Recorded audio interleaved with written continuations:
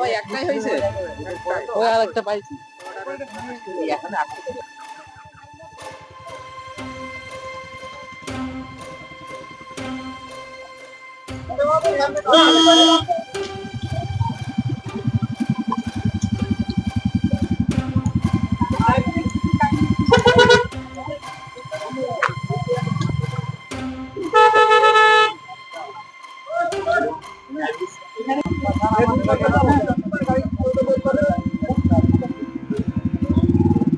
ওরকমই ধরে রাখা।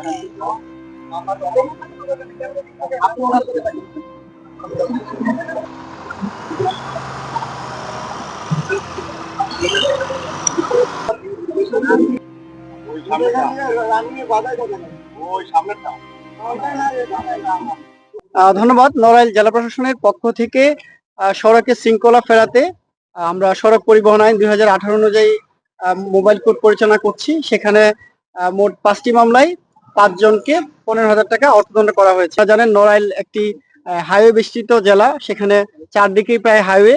আপনারা জানেন যেখানে প্রচুর গাড়ি ঘোড়া চলাচল করে, বেশিরভাগ গাড়িতে লাইসেন্স থাকে না, তারা হাইড্রোলিক হর্ন ইউজ করে, অনেকে মোটরসাইকেল ইউজ করে, কিন্তু তাদের হেলমেট থাকে না।